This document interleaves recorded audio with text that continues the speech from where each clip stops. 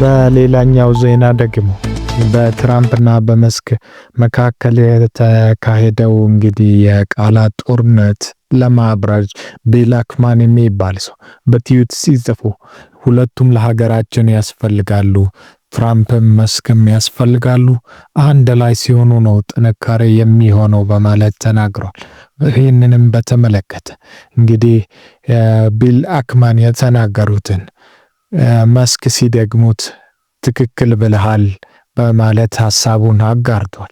መስክ ወደ ትራምፕ ጋር ለማውራት እንግዲህ የተለያየ ሐሳብ ተከስቷል። እንግዲህ ትራምፕ ሞክረው እንደነበረና ትራምፕ ፈቃደኛ እንዳልሆኑ እየተነገረ ይገኛል።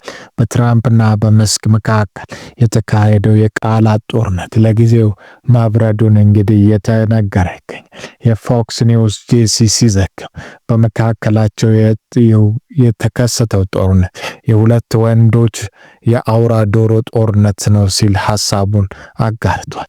ይህንን በተመለከተ የተለያዩ ዜና አጋሮች ሲምዘ የማጋ ሙቭመንት የአሜሪካን ፖሊሲ የትራምፕ ወዳጅ የሆነው ማን ነው? ማስክ ይህንን ሐሳብ ወደ ሳውዝ አፍሪካ መመለስ አለበት ሲሉ ስቲቭ ባነን የተባለ የአሜሪካው ስትራቴጂስት ይህንን ሐሳብ ተናግሯል። ሌላኛው ዜና ደግሞ የዲፕ ሲክ እና በኦፕን ኤአይ ቻት ጂፒቲ መካከል ያለው ጥርጥር እየቀጠለ ነው።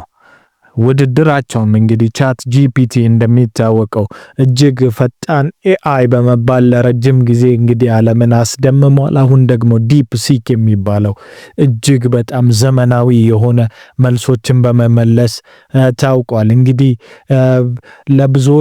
ለብዙዎች አሁን ጠበቆች፣ የተለያዩ ኢንዱስትሪ ባለሙያዎች እንግዲህ ዲፕ ሲክን ቻት ጂፒቲን እየተጠቀሙ ይገኛል።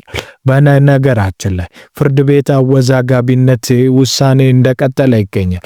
የፍርድ ቤት አወዛጋቢ ቻት ጂፒቲ ወይም ዲፕ ሲክ ከጠበቆች በላይ መልስ በማዘጋጀት የህግ ረቂቅን በማዘጋጀት ላይ ይገኛል። ይህም የህግ ረቂቅነት ተቀባይነት ይኖረው ወይስ አይኖረው የሚለውን እንግዲህ የሚወክልና የሚዘግብ ጉዳይ እንግዲህ እየተነሳ ይገኛል። ይህንንም በተመለከተ ዲፕ ሲክ እጅግ ጠለቅ ያለ የህግ ትንታኔ ማቅረብ እንደሚችልና መልስ መስጠት እንደሚችል ታይቷል። ነገር ግን ዳኞች ወይም ደግሞ የህግ ባለሙያዎች ይህንን ለመተግበር ላይሰንስ ይጠየቃሉ። ነገር ግን ቻት ጂፒቲ እና ዲፕ ሲክ ይህን የህግ እውቀታቸውን ለመተንተን ላይሰንስ አይጠየቁም። ወደፊት ለነሱም ላይሰንስ ሊዘጋጅላቸው ይችላል ወይስ አይችልም የሚለው እያወዛገበ ነው። ላይሰንስ ካገኙ አንድ ነገር ወንጀል ከሰሩ ላይሰንስ ይነጠቃሉ ወይስ አይነጠቁም የሚለውም ደግሞ የህግ ባለሙያዎችን እያነጋገረ ይገኛል። ውድ ተመልካቾቻችን ይህንን ቻናል ሰብስክራይብ፣ ሼር ያድርጉ፣ ላይክ ያድርጉ፣ ኮሜንት ያድርጉ። ይህ ቻናል እንዲያድግ የራሱን ድርሻ ይወጡ። በሌላኛው ዜና ደግሞ ኤልሳልቫዶር ውስጥ ታዋቂው ካሚያ ጋርሲያ የሚባለው የስደተኞች ከአሜሪካ ወደ ኤልሳልቫዶር ዲፖርት የተደረገው በአሜሪካ መመለሱ ታውቋል። እንግዲህ እንደሚታወቅ ይሄ ለረጅም ጊዜ ዳኛ ትዕዛዝ ውጪ አሜሪካውያን ወደ ኤልሳልቫዶር በግድ መልሰውታል። ቢመልሱትም ግን የአሜሪካ ዳኞች የትራምፕ አድሚኒስትሬሽንን በማዘዝ ወደ ተመልሶ ወደ አሜሪካ ደሴት እንዲመጣ ትዕዛዝ ማስተላለፋቸው ይታወቃል። ውድ ተመልካቾች